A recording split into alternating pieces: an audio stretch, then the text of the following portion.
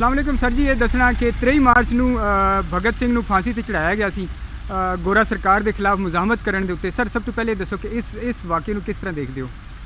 ਦੇਖੋ, ਭਗਤ ਸਿੰਘ ਜਿਹੜਾ ਹੈ ਉਹ ਪੰਜਾਬ ਦਾ ਇੱਕ ਫਖਰ ਹੈ ਔਰ ਬੜੀ ਬਦਕਿਸਮਤੀ ਦੀ ਗੱਲ ਹੈ ਕਿ ਅਸੀਂ ਪੰਜਾਬੀ ਜਿਹੜੇ ਆ ਪੰਜਾਬੀ ਉਹਨਾਂ ਨੂੰ ਉਹਦੀ ਸਕਾਫਤ ਉਹਦੀ ਤਾਰੀਖ ਤੋਂ ਦੂਰ ਰੱਖਿਆ ਗਿਆ ਹੈ ਕਿ ਸਾਨੂੰ ਇਹ ਵੀ ਭੁੱਲ ਗਿਆ ਕਿ ਜਿਹੜਾ ਭਗਤ ਸਿੰਘ ਹੈ ਉਹ ਸਾਡੇ ਹੀਰੋਆਂ 'ਚ ਸ਼ਾਮਲ ਹੈ।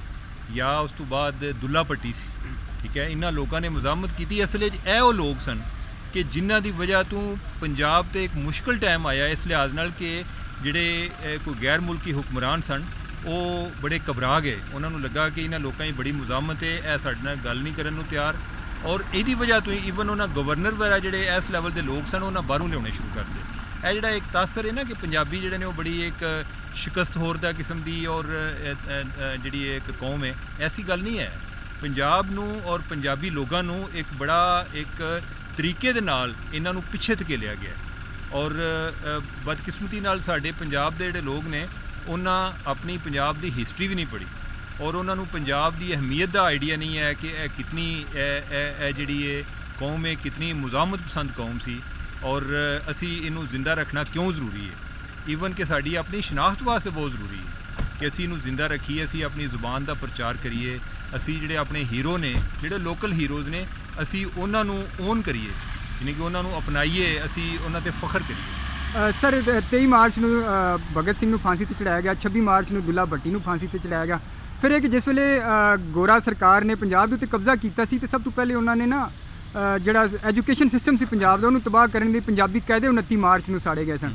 ਸਰ ਇਸ ਹਵਾਲੇ ਨਾਲ ਕੀ ਕਹਿੰਦੇ ਕਿ ਪੰਜਾਬੀ ਜ਼ੁਬਾਨ ਜਿਹੜੀ ਹੈ ਉਹਨੂੰ ਦੁਬਾਰਾ ਜ਼ਿੰਦਾ ਕਰਨ ਲਈ ਸਿਲੇਬਸ 'ਚ ਸ਼ਾਮਲ ਕਰਨਾ ਜ਼ਰੂਰੀ ਨਹੀਂ ਹੈ? ਕਿਉਂ ਨਹੀਂ ਹੈ? ਯਾਨੀ ਕਿ ਵੇਖੋ, ਅਗਰ ਸਿੰਧ ਵਾਲੇ ਜਿਹੜੇ ਨੇ ਉਹ ਆਪਣੀ ਜ਼ੁਬਾਨ ਸ਼ਾਮਲ ਕਰ ਸਕਦੇ ਨੇ, ਜਿਹੜੇ ਪਸ਼ਤੂਨ ਨੇ ਆਪਣੇ ਬੱਚਿਆਂ ਦੀ ਮਾਦਰੀ ਜ਼ੁਬਾਨ ਪਸ਼ਤੂਨ ਜਿਤਨਾ ਵੀ ਅਪ ਟੂ ਡੇਟ ਹੋਵੇ, ਪੜ੍ਹਿਆ ਲਿਖਿਆ ਹੋਵੇ, ਉਹਦੀ ਕੋਸ਼ਿਸ਼ ਹੁੰਦੀ ਹੈ ਕਿ ਮੈਂ ਆਪਣੇ ਬੱਚਿਆਂ ਨੂੰ ਪਸ਼ਤੋ ਜ਼ੁਬਾਨ ਆਉਣੀ ਚਾਹੀਦੀ ਹੈ। ਬਲੋਚਿਸਤਾਨ ਵਾਲੇ ਜਿਹੜੇ ਨੇ ਉਹ ਚਾਹੁੰਦੇ ਨੇ ਬਲੋਚੀ ਹੋਣੀ ਚਾਹੀਦੀ ਹੈ, ਜਿਹੜੇ ਬਲੋਚ ਲੋਕ ਨੇ, ਔਰ ਸਿੰਧੀ ਇਹ ਚਾਹੁੰਦੇ ਨੇ, ਸਰਾਇਕੀ ਇਹ ਚਾਹੁੰਦੇ ਨੇ। ਪੰਜਾਬੀਆਂ ਨੂੰ ਪਤਾ ਨਹੀਂ ਹੈ ਕਿੱਥੋਂ ਹੈ ਇਹਨਾਂ ਦੇ ਜ਼ਿਹਨ 'ਚ ਗੱਲ ਪੈ ਗਈ ਹੈ ਕਿ ਸਾਡਾ ਬੱਚਾ ਇਹ ਵੇਖੋ ਇਹ ਵੀ ਇੱਕ ਬੜਾ ਪੰਜਾਬੀ ਜ਼ੁਬਾਨ ਦੇ ਨਾਲ ਔਰ ਸ਼ਨਾਖਤ ਦੇ ਨਾਲ ਜ਼ੁਲਮ ਹੋਇਆ ਹੈ। ਇਹਨੂੰ ਇਸ ਤਰੀਕੇ ਦੇ ਨਾਲ ਪੇਸ਼ ਕੀਤਾ ਗਿਆ ਕਿ ਜਿਵੇਂ ਪੰਜਾਬੀ ਜਿਹੜੀ ਹੈ ਨਾ ਇਹ ਅਸਲ 'ਚ ਬਿਲਕੁਲ ਜਿਹੜੇ ਅਨਪੜ੍ਹ ਲੋਕਾਂ ਦੀ ਜ਼ੁਬਾਨ ਹੈ।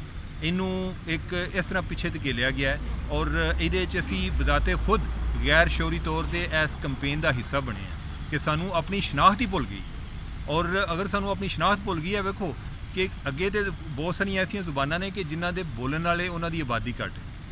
ਸਾਡੇ ਲੋਕ ਜਿਹੜੇ ਨੇ ਪੰਜਾਬੀ ਨਹੀਂ ਕਿ ਸਭ ਤੋਂ ਬੜੀ ਜਿਨ੍ਹਾਂ ਦੀ ਆਬਾਦੀ ਹੈ ਉਹ ਆਪਣੀ ਜ਼ੁਬਾਨ ਨੂੰ ਖੁਦ ਦਫਨ ਕਰ ਰਹੇ ਨੇ। ਲਿਹਾਜ਼ਾ ਇਹ ਜਿਤਨਾ ਲੋਕਾਂ ਨੂੰ ਸ਼ੌਰ ਦਿੱਤਾ ਜਾਏ, ਉਹਨਾਂ ਨੂੰ ਇਸ ਬਾਰੇ ਅਹਿਮੀਅਤ ਦਾ ਅਹਿਸਾਸ ਦਵਾਇਆ ਜਾਏ, ਇਸ ਤਰ੍ਹਾਂ ਦੇ ਪ੍ਰੋਗਰਾਮ ਕੀਤੇ ਜਾਣ ਤੇ ਮੇਰੇ ਹਾਲੇ ਉਹ ਬਿਹਤਰ ਹੈ। ਉਹ ਆਪਣੀ ਜ਼ੁਬਾਨ ਦੀ ਬਹੁਤ ਬੜੀ ਸਰਵਿਸ ਹੈ ਔਰ ਆਪਣੀ ਸ਼ਨਾਖਤ ਅਗਰ ਅਸੀਂ ਚਾਹੁੰਦੇ ਹਾਂ ਕਿ ਸਾਡੀ ਬਰਕਰਾਰ ਰਹੇ ਤਾਂ ਉਹਦੇ ਵਾਸਤੇ ਬਹੁਤ ਜ਼ਰੂਰੀ ਹੈ। ਬਹੁਤ ਮਿਹਰਬਾਨੀ।